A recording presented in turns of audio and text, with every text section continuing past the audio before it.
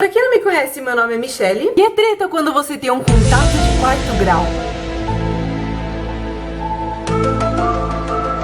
Hoje eu vou falar de um assunto que me interessou muito quando eu ouvi falar. E conversando com alguns amigos eu percebi que pouca gente sabia sobre o assunto. Na verdade, os meus amigos ninguém sabiam sobre esse assunto. Antes de começar o vídeo, eu queria falar que esse foi um assunto de interesse meu. Então eu vou compartilhar aqui com vocês, porque eu achei muito legal. Eu não sei até onde a verdade vai, mas eu pesquisei e o controlador de tráfego aéreo realmente existe. Ele ainda exerce sua profissão. E ele é o mesmo cara que estava lá na entrevista que eu assisti falando sobre esses coisas.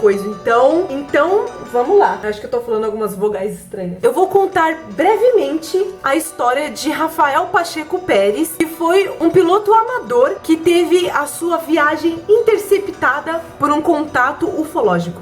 Ahí se comunicó con la torre de control de Acapulco y una extraña voz que se identificó como un extraterrestre. Em 21 de junho de 1976, ele decolou de Morelia, México, com pouco combustível porque ele não ia viajar muito, afinal de contas. Depois de mais ou menos uma hora sem ouvir falar nem do avião, nem do piloto, alguns alunos da mesma escola aérea de Pacheco Pérez, que ela era a escola Vitar, resolveram sobrevoar a área onde ele devia estar, para dar uma procurada nele. Ao mesmo tempo que isso acontecia, estava rolando uma conversa entre o próprio Pacheco Pérez e Carlos de Creste. Ele era o controlador de tráfego aéreo de Acapulco. Carlos de Creste, ele falou que ele não estava esperando nenhum voo àquela hora. Também disse que o piloto parecia estar voando em um estado hipnótico. Durante essa ligação que eles estavam se falando, o inspetor de aviação civil e o comandante do aeroporto entraram na sala para saber qual era daquela confusão que estava rolando. Depois de falarem com o piloto em outras línguas como inglês e alemão, para ter certeza que ele não estava tirando uma com a cara da galera, o Carlos de Creste resolveu começar a gravar essa ligação. Não vou colocar o áudio completo aqui no meu vídeo, primeiro para não ter problemas com direitos autorais e segundo porque senão o vídeo ia ficar muito grande. Eu vou colocar um trechinho aqui, depois eu deixo o restante num link aqui na descrição. Lembrando que tá em espanhol, mas para quem fala português fluente, né, espanhol não é tão difícil assim, vocês podem ativar as legendas do YouTube, não sei como é que elas estão, enfim.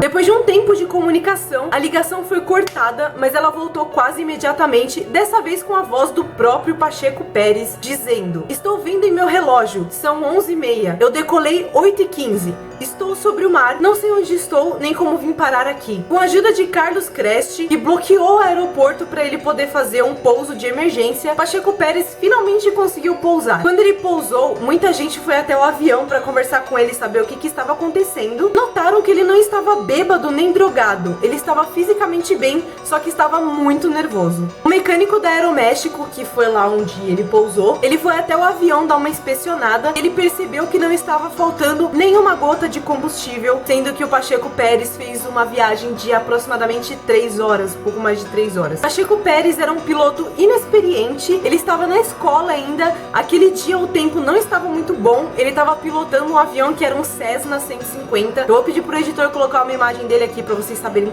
qual que é mais ou menos. E ele não tinha radar nem transponder. Quando foram conversar com o Pacheco Pérez, tentaram falar com ele em inglês e ele disse que não estava compreendendo nada, que ele não conseguia falar em outras línguas além do espanhol. No depoimento dele, ele falou que ele tentou usar o rádio e não tinha comunicação nenhuma. Ele disse também que ele tentou mover o avião para os lados, para cima, para baixo, e ele não conseguia sair do lugar. Ele disse que o avião dele parecia que estava se mexendo ou puxado por alguma coisa ou sendo transportado. Até que ele perdeu a consciência e acordou só em Acapulco. Foi feita uma entrevista com um médico psiquiatra chamado Oscar Saldanha para saber a opinião dele em relação ao caso com as informações que os caras tinham no momento. Então o médico falou que quando o Pacheco Pérez se encontrou em condições climáticas difíceis. Provavelmente ele entrou num estado de angústia muito forte, que é chamado de transtorno dissociativo, e provavelmente criou essas lembranças que ele tem na mente, que ele tá falando agora, e que é um tipo de transtorno que ele ajuda a pessoa quando ela está passando por uma situação muito traumática. Então ela esquece fatos muito específicos que aconteceram naquele dia. Mas isso não explica por que ele sabia falar outras línguas que ele nunca aprendeu na vida, nem por que o avião dele estava com um tanque cheio de combustível, mesmo ele tendo saído lá da onde ele saiu e foi pra Acapulco 3 horas de viagem e não gastou nem uma gota de combustível. O que será que aconteceu? Se você achou até aqui, provavelmente você gostou, então deixa o seu like, comenta aqui o que você acha que aconteceu, se você acha que é verdade, se você já ouviu falar disso, se você nunca ouviu falar disso, se você ouviu pela primeira vez aqui. Se inscreve no canal se você ainda não é inscrito, porque tem vídeo 2 vezes por semana. Provavelmente essa semana vai ter vídeo 3 vezes, que é o vídeo que era pra sair domingo, saiu na segunda, e aí vai sair um hoje, e aí vai sair um domingo. Mas eu não dou garantia de nada. Compartilha nas suas redes sociais pra outras pessoas ficarem sabendo desse caso também interessantíssimo. Me segue nas minhas redes sociais. Aqui na descrição tem o link dos meus parceiros pra vocês irem lá acessar, conhecer os caras.